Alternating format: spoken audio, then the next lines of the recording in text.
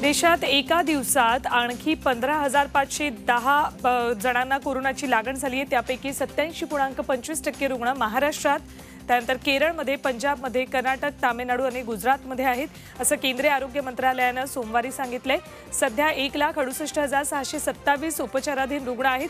त्यापैकी 84% उपचाराधीन रुग्ण हे 5 राज्यातले आहेत, तर एकट्या महाराष्ट्रातल्या उपचाराधीन रुग्णांची संख्या 46.39% इतकी आहे। इकडे राज्यात अमरावतीमध्ये कोरोनाचा कहर पाहायला मिळतोय। विद्यापीठातल्या 45 कर्मचाऱ्यांना कोरोना झालाय। काल दिवसभरात एका रुग्णाचा 10 रुग्णांचा कोरोनामुळे मृत्यू झाला, तर 699 बाधित रुग्ण वाढलेले आहेत। जिल्ह्यात आतापर्यंत 35,816 रुग्णांना बाधा झाली आहे।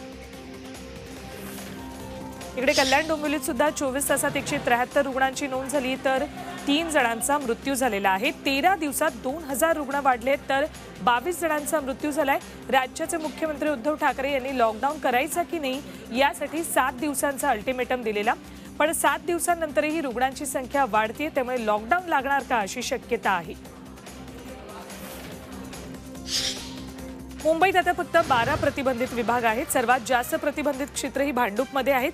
1 मार्चच्या आकडेवारीनुसार भांडूपमध्ये 137 इमारती प्रतिबंधित आहेत, 10 झोपडपट्ट्याही प्रतिबंधित आहेत। मुंबईतील रुग्णसंख्या झपाट्याने वाढतीये। प्रतिबंधित क्षेत्रांमध्ये झोपडपट्ट्या आणि चाळी कमी आहेत, तर इमारतींमधून रुग्ण जास्त वाढत आहेत। मुंबईत तिसऱ्या टप्प्यातल्या पहिल्या दिवशी 1,982 जणांना लस देण्यात आली। यात ज्येष्ठांसह 45 ते 59 वर्षांच्या नागरिकांना तसंच व्याधिग्रस्तांना लस देण्यात आली। 45 ते 59 वर्षावरच्या 260 जणांना लस दिली, तर 60 वर्षावरच्या 1,722 जणांना तिसऱ्या टप्प्यातल्या पहिल्या दिवशी लस दिली। मुंबईच्या सिद्धिविनायक मंदिरातही आज प्रसन्न वातावरण आहे आणि बाप्पाची पूजा अशा प्रसन्न वातावरणात करण्यात आली आहे। तर ऑनलाईन बुकिंग केलेल्या भाविकांनाच आत येऊन दर्शनाची परवानगी आहे। कोरोना नियमांचं काटेकोरपणे पालन केलं जातंय।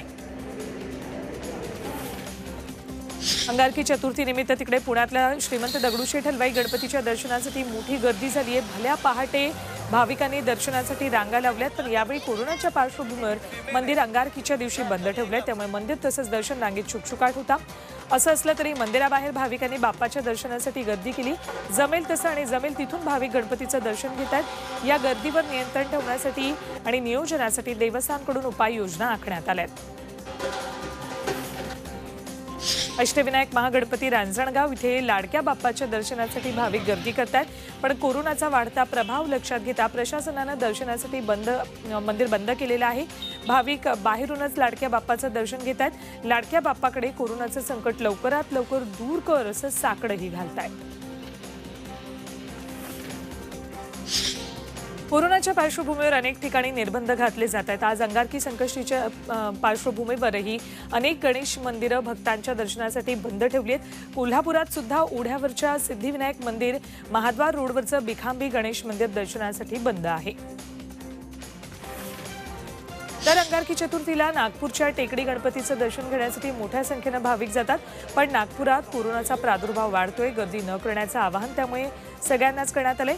टेकडी गणेश इथेही दर्शनासाठी नेहमीपेक्षा कमी भक्त आलेत, त्यामुळे नागपूरकरांनी प्रशासनाच्या आवाहनाला प्रतिसाद दिला असं म्हणावं लागेल। अंगारकी चतुर्थीनिमित्त आज पंढरपुरातल्या श्री विठ्ठल रुक्मिणी मंदिरात दुर्वांची सजावट केली आहे। विठ्ठल रुक्मिणी मंदिरात गणेशाला प्रिय असलेली दुर्वांची आरास केली आहे। देवाचा गाभारा हिरव्यागार दुर्वांनी सजवलाय। गाभारात गुलाबाच्या पाकळ्या अंथरून त्यावर मोदक ठेवण्यात आलेत। मंदिरातील प्रवेशद्वार, सोळखांबी आणि सभा मंडपात अशी आकर्षक सजावट केली आहे। त्यावर गणेशाची प्रतिकृती लावली। पुणे इथले भाविक सचिन अण्णा चव्हाण यांनीही दुर्वांची आरास केली। दुर्वांची आरास केल्यामुळे देवाच्या गाभाऱ्यासह मंदिर हिरवाईनं नटलंय। अंगारकी चतुर्थीच्या निमित्तानं देवाच्या दर्शनासाठी स्थानिकांनी गर्दी केली आहे। शिवाजी विद्यापीठातल्या पहिल्या सत्रातल्या परीक्षा 22 मार्चपासून सुरू कराव्या अशी शिफारस परीक्षा नियोजन समितीनं केली आहे। ऑनलाईन ऑफलाईन पद्धतीनं होणाऱ्या परीक्षेसाठी OMR शीटचा वापर करावा। प्रात्यक्षिक परीक्षा 21 मार्चपूर्वी विद्यापीठातील अधिविभाग आणि महाविद्यालयांनी पूर्ण कराव्या अशी शिफारसही विद्यापीठ परीक्षा नियोजन समितीनं केली आहे। कोरोना काळात फी वाढीमुळे आर्थिक संकटात सापडलेल्या पालकांना तसंच राज्य सरकारला मुंबई हायकोर्टानं दिलासा दिलाय। फी वाढ रोखण्यासाठी शासनानं 8 मे 2020ला काढलेल्या अध्यादेशावरील स्थगिती हायकोर्टानं उठवली। तसंच शैक्षणिक वर्ष 2020 आणि 2021 दरम्यान वाढीव फी भरली नाही तर ऑनलाईन ऑफलाईन शिक्षण घेणाऱ्या विद्यार्थ्यांवर कारवाई करता येणार नाही असंही खासगी शिक्षण संस्थांना बजावलंय। आयसीएसईनेही आता 10वी-12वीच्या परीक्षांचं वेळापत्रक जाहीर केलंय। 10वीची परीक्षा 5 मे ते 7 जून तर 12वीची परीक्षा 8 एप्रिल ते 16 जून पर्यंत होणार आहे। परीक्षेचं वेळापत्रक आयसीएसईच्या www.cisce.org या वेबसाईटवर आहे। परीक्षा घेताना कोरोना संदर्भात केंद्रानं दिलेल्या सर्व नियमांचं पालन करण्याच्या सूचना बोर्डानं सर्व शाळांना दिल्यात। एसबीआयनं गृहकर्ज घेतलेल्यांना विशेष सूट दिली आहे। स्टेट बँकेनं सिबिल स्कोरच्या आधारावर होम लोनमध्ये 70 बेसिस पॉईंट म्हणजेच जवळपास 0.7% सूट देण्याची घोषणा केली आहे। ज्यांचा सिबिल स्कोर चांगला असेल त्यांनाच ही सूट मिळेल। बँकेनं आपलं व्याजदर सिबिल स्कोर सोबत जोडले आहेत, त्यामुळे एसबीआयच्या होम लोनचा किमान व्याजदर 6.70 इतका झालाय। कृष्णा खोरे महामंडळाचा कोल्हापूर जिल्ह्यातला उत्तूर जवळच्या आंबेओहोळ प्रकल्पाच्या घळ भरणीला सुरुवात झाली आहे। ही घळ भरणी पोलिसांच्या बंदोबस्तात केली जाते। प्रकल्पग्रस्तांना कोणतीही कल्पना याबाबत देण्यात आलेली नाहीये। धरणग्रस्तांना बाजूला ठेवून या प्रकल्पाचं काम सुरू झालंय, त्यामुळे धरणग्रस्त संतापलेत।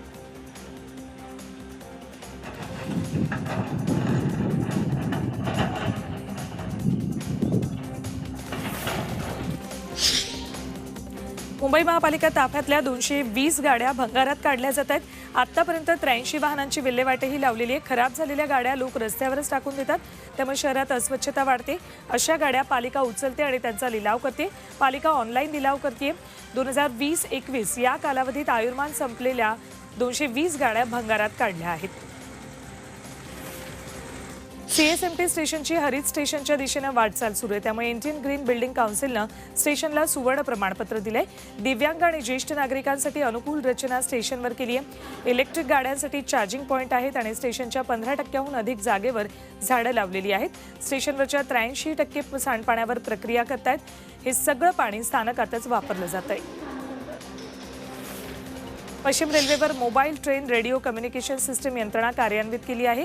अगदी सोप्या भाषेत सांगायचं तर विमानांच्या एअर ट्रॅफिक कंट्रोल सारखी ही यंत्रणा आहे। या सिस्टममुळे मोटरमन आणि गार्ड थेट कंट्रोल रूमशी संवाद साधू शकतील। याआधी असा संवाद होत नव्हता, त्यामुळे आपत्कालीन परिस्थितीत समस्या निर्माण व्हायच्या, पण आता थेट कंट्रोल रूमशी संवाद होत असल्यामुळे कंट्रोल रूममधील कंट्रोलर थेट गार्ड मोटरमनसह अगदी डब्यातल्या प्रवाशांशी सुद्धा संवाद साधू शकेल। मुंबईत सोमवारपासून रिक्षा टॅक्सींसाठी नवीन भाडेदर लागू झालेले आहेत। नव्या भाडेदरासाठी मीटरमध्ये बदल करण्याकरता 3 महिन्यांची मुदत दिली आहे, पण अद्याप चालकांच्या हाती नवं दरपत्रकच आलेलं नाहीये, त्यामुळे पहिल्या दिवशी प्रवाशांनी जुन्या भाडेदरानंच प्रवास केलाय। नागपुरात भोंदूबाबा आणि त्याच्या टोळीला नागपूर पोलिसांनी अटक केली। पोलिसांनी चिमूरमधून या भोंदूबाबाला अटक केली। पैशांचा पाऊस पाडण्याचा आमिष दाखवत अल्पवयीन मुलींचं शोषण केल्याचं उघड झालंय। डीआर उर्फ सोपान कुमरे असं अटक केलेल्या भोंदूबाबाचं नाव आहे। त्याच्यासह विकी खापरे, दिनेश निखारे, रामकृष्ण मसरकर आणि विनोद मसराम यांनाही अटक केली आहे। जळगावात भर दिवसा बंदुकीचा धाक दाखवून दुचाकीवरून आलेल्या दोघांनी दुचाकीवरच्याच एका व्यक्तीकडून 15 लाखांची रोख रक्कम पळवली। पंचमुखी हनुमान मंदिराजवळ ही घटना घडली। रोख रक्कम लंपास केल्यानंतर चोरांनी पळ काढला। सुरुवातीला पैशांची बॅग दुचाकीवरून ओढण्याचा प्रयत्न केला, मात्र ती मिळत नसल्यानं बंदुकीचा धाक दाखवून रक्कम लंपास केली आहे। अहमदनगरसह शेजारी असलेल्या तालुक्यात घरफोड्या करून सोनं, रोख रक्कम, गाड्या चोरणाऱ्या टोळीला नगरच्या स्थानिक गुन्हे शाखेने जेरबंद केले। त्यांच्याकडून 2 दुचाकी आणि 25 तोळे सोनं असा 14,32,000चा मुद्देमाल जप्त केलाय। पकडलेल्या आरोपी भगवान भोसलेनं आपल्या साथीदारांसह पारनेर, श्रीगोंदा, कर्जत, सोलापूर, आष्टी या तालुक्यातल्या ग्रामीण भागामध्ये घरफोड्या करत असल्याची कबुली दिली आहे। पोलीस आता भगवान भोसलेच्या आणखी काही साथीदारांचा शोध घेत आहेत। वसंताची चाहूल लागली आहे तशी लाल, केशरी आणि क्वचित पांढऱ्या रंगाच्या फुलांनी बहरलेली पळसाची झाडं सध्या सगळ्यांचंच लक्ष वेधून घेत आहेत। विदर्भातील विविध भागातल्या डोंगर, दऱ्या आणि शेताचे बांध फुलांनी लगडलेल्या पळसाच्या झाडांना शोभून दिसतात। शिशिरात बोडक्या झालेल्या शेताला केशरी, लाल रंगात नाहू घालणारा पळस बहरलाय। वसंताचं स्वागत करण्यासाठी नटलेला पळस चोहीकडे पाहायला मिळतोय। पळसाची फुलं श्री सरस्वती आणि कालीमाता या दोन्ही देवींच्या पूजेसाठी मुद्दाम भक्तिभावानं वापरली जातात। बहरात आलेला पळस तर अक्षरशः ज्वालेसारखा दिसतोय। आमचे प्रतिनिधी मयूर निकम यांनी खास झी24 तासच्या प्रेक्षकांसाठी ही रंगांची सुंदर उधळण पाठवली।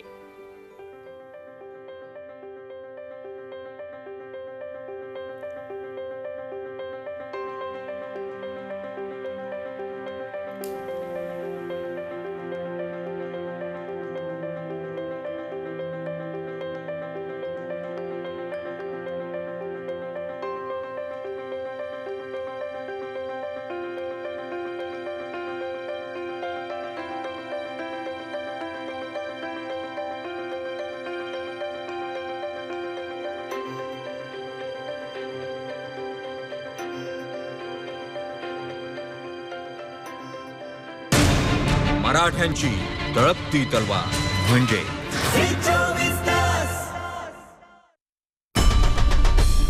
आई भवानीचा गजर म्हणजे